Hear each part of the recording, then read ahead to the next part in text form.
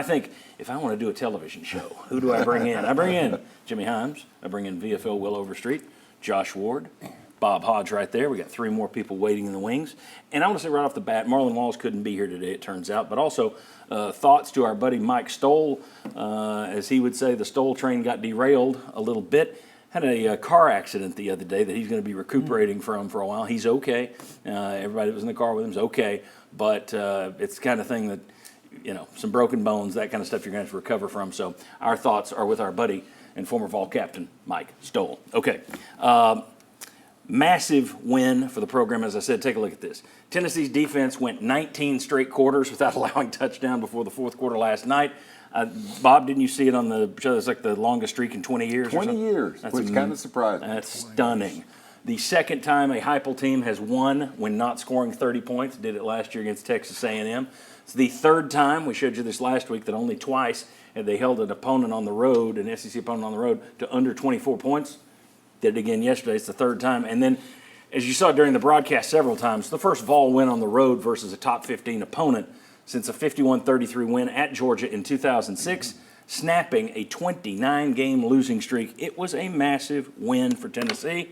I'm guessing defense is going to come up, so why don't I just start? Top takeaway, what do you got, Will Overstreet? The defense. The defensive front, the defensive line, whatever you want to say. You held an SEC opponent on their home ground to only 40 yards rushing. That says it all. You dominated this game from start to finish on that defensive front, and it wasn't just the same guys. There's Tyree West, Arian Carter, Jackson Amoy, Jason Jenkins. All of these guys are different names making plays that some have made the previous week, some haven't. So it was just amazing to see. It's not just the first string guys. It's the second string. It's the third string. They all show. There's a lot of those guys are showing up and playing really well. So this is a very, very deep front, and you just continue to see. The other thing I would add, one of our questions coming into this year was the secondary. We still could say, hey, how are they going to do against coverage? But as far as tackling and being athletic and coming up and playing the run, this team has grown leaps and bounds from where it was last year. Bob and I were talking last night during the game, the closing speed for all the defenders. Yes. I mean, even the defensive linemen, they're kind of springing on the quarterback. They look like they've all been shot full of some sort of energy drink before they get out there. It's impressive. Well, you have to, because listen, if you don't come to play, you're not going to see the side. You're not going to see the field for a long, long time, because they got a bunch of other guys that will come out there and lay it on the line. And so it sets a tone that if I get on the field, I better make the most of it. Otherwise, they're going to put somebody else in here, not me. Oklahoma got things going there late in the fourth quarter, but going into the fourth quarter, Tennessee had them at 98 total yards. Yeah. On the road at Oklahoma.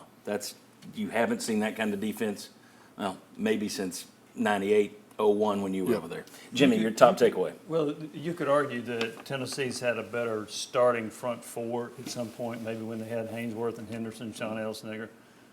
But I think this is the deepest defensive line they've ever had. You can go 10 or 11 deep with this group, and I've never seen that with Tennessee before. We talk about the offense can wear out an opposing defense. This defensive line can wear out an offensive line. So I've been very impressed with that. I'm impressed with the fact that they get off the field also. Oklahoma was 3 out of 15 on third downs. Tennessee's given up 9 third down conversions in 53 attempts, I think it is. That's amazing what they've been able to do. So I'm impressed that now you've got a head coach that likes to score a ton of points that will surrender to his defense if he feels like he needs to. We'll get into that a little bit later in the show. We talked about it some last year. Another thing I would throw out here is just Vol fans need to hope. And this show has been bragging on him since he got here. There were a lot of people that wanted him fired over the years. We've kept throwing up. Look at the numbers. Look at the numbers. I know he gave up 52 in this game. Alabama gives up 52 in a game. That happens. As a Vol fan, you better hope Tim Banks has a little John Chavis and Brent Venables in him. Doesn't want to be a head coach. John Chavis was happy being a defensive coordinator. Brent Venables refused head coaching opportunities until late in his career when he went to Oklahoma.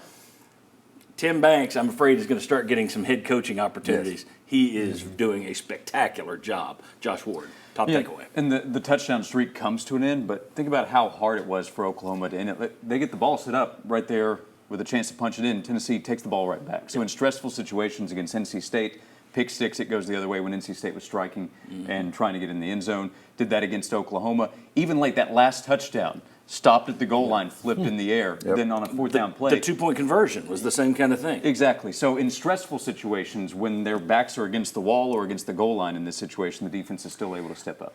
I should have looked that up. How many plays did Oklahoma have to run inside the 10? Yeah. Because it was more than you would normally think. They kept slamming the door on them. That's a good one. Bob, what do you got? You look at their defense, and there was a play, first quarter, wasn't that big of a thing, but Boo Carter knocks the running back out of bounds. Huge hit. True freshman, and you look at the speed in that secondary because he came more or less all the way across the field and made the hit.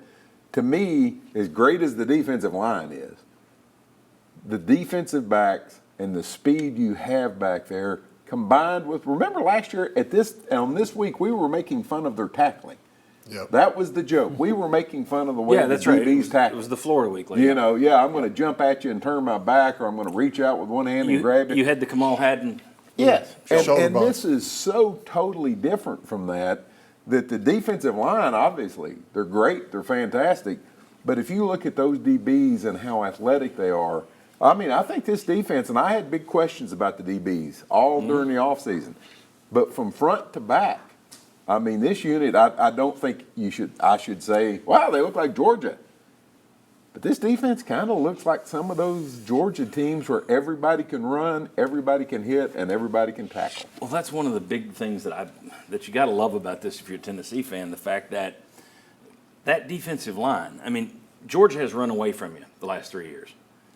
If this defensive line is healthy and still playing like this in November, they may beat you. They're not going to run away from you like that unless you turn it over a bunch.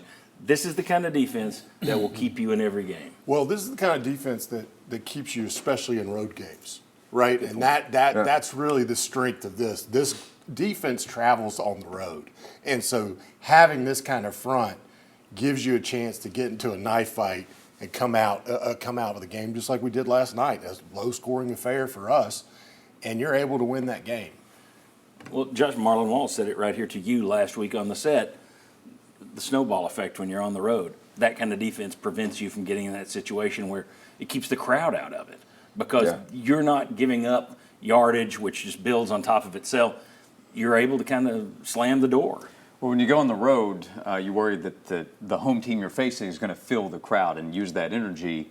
Tennessee's defense can take that energy away. And I think Oklahoma felt that pretty early. It affected Jackson Arnold. We're talking about how was Nico affected going on the road.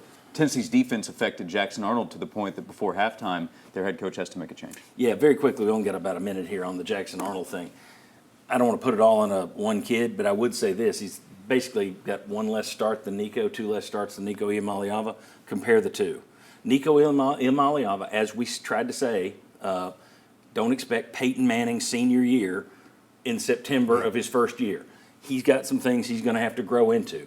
But, boy, you look at where he is compared to Jackson Arnold. You can make the case Jackson Arnold was the difference in that game. If they had started Mike Hawkins, it's a different game. I still think Tennessee wins, but it is a different game because at least Hawkins wasn't turning the ball over. That was a Peterman-esque performance. He was so rattled there at the end. It was like Venables looked at it and said, I don't want to give him another touchdown with a minute to go here. I would say if you put Nico and Jackson Arnold on the field, they're both going to look athletic. They both have good arms. The cool Poise is the difference. The fact that Nico, several times, he could have panicked. Many times he could have panicked. And he kept his cool. Yeah, he had a couple of turnovers, this and that. But that's the difference. I mean, one of them's athletic and got a good arm. The other's athletic and got a good arm. But it's up here that I thought was the huge difference. Jimmy, anything to close out with? No, I just defensively, you mentioned staying healthy on defense. They can actually have a couple of injuries on the defensive line and get away with it. Yeah. They can't do that on the offensive line. No. And we'll have a whole segment on the offensive line coming up. That was a quick reaction. Mood change. All right.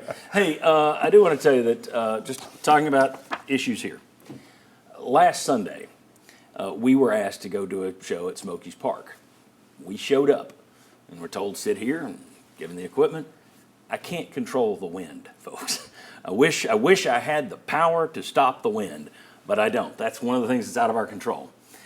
Yesterday, it was a hell of a week for me. Yesterday, we had 16 people taking part in a show in like 10 different locations. It's kind of like Inside the NFL. It's kind of an overview of the program, our Saturday kickoff show. And 17-hour edit for me. And then we turn it over. After that, I don't have any control over it. Turns out somebody hit the wrong button, played the wrong show yesterday. Trust me, you weren't as mad as I was. But the problem is that wasn't a WATE thing. I want to make that clear. In today's local TV world, this is corporate, this is 6, 8, 10 here in town, 43 here in town, every station across the country now, corporations have gotten rid of people at local stations and they've hubbed stuff in other cities. So we'll run 50 stations out of one hub. So someone in Spartanburg, South Carolina yesterday queued up and hit play on the wrong show.